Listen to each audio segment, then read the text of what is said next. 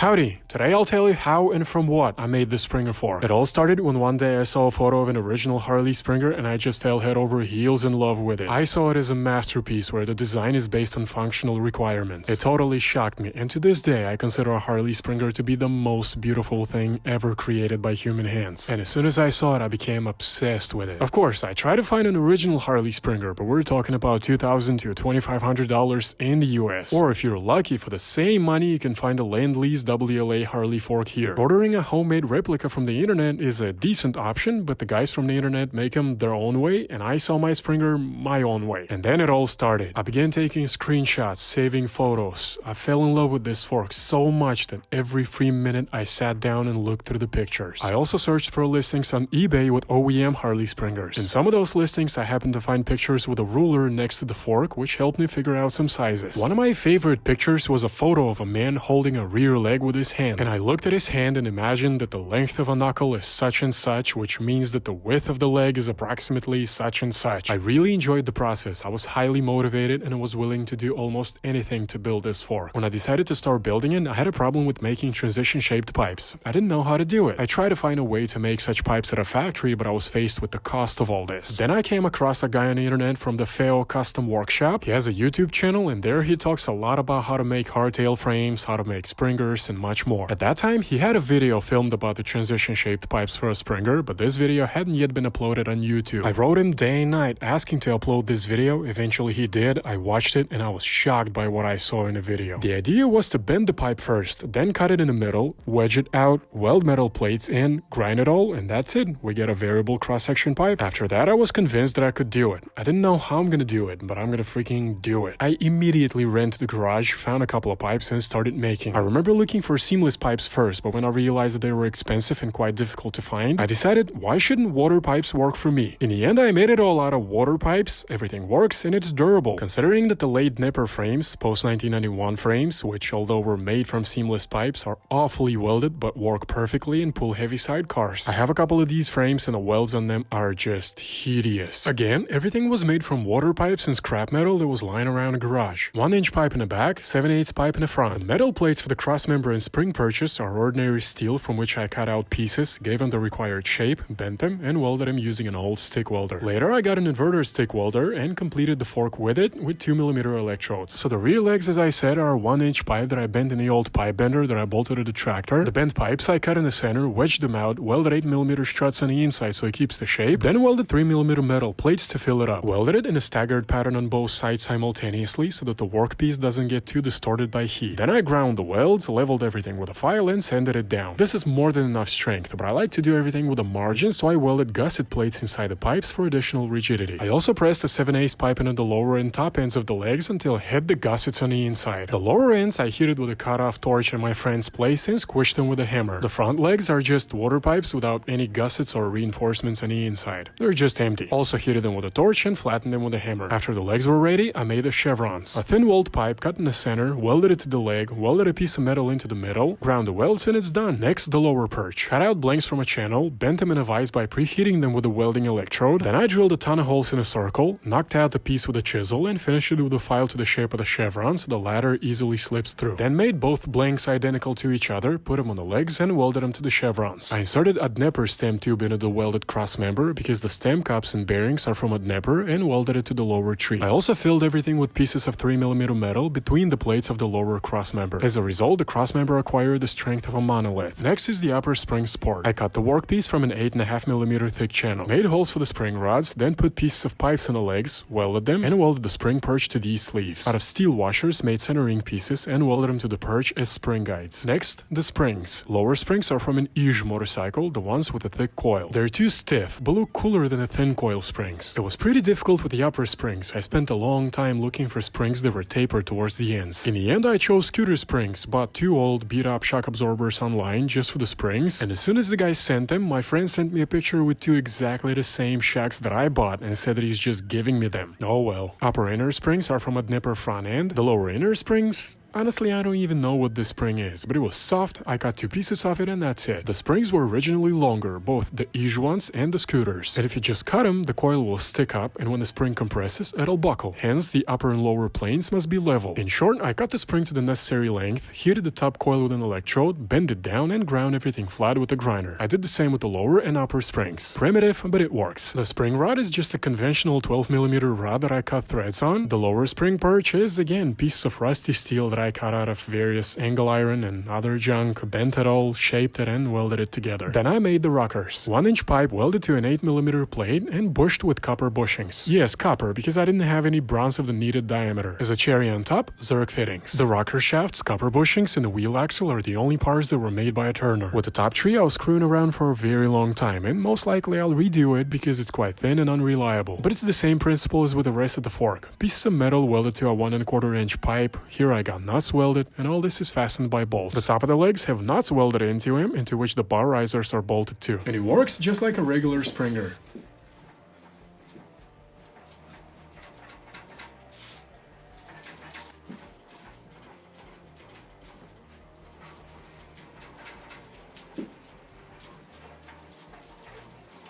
It's pretty stiff, but it works. When I was looking at photos of Springer forks, it seemed to me that all this would be incredibly difficult. But you never know what you can do till you try. Time and a little persistence and the fork's ready. And you too, my friend, if you want to do something, you will definitely succeed. If you have any questions, write them down in the comments. Till next time.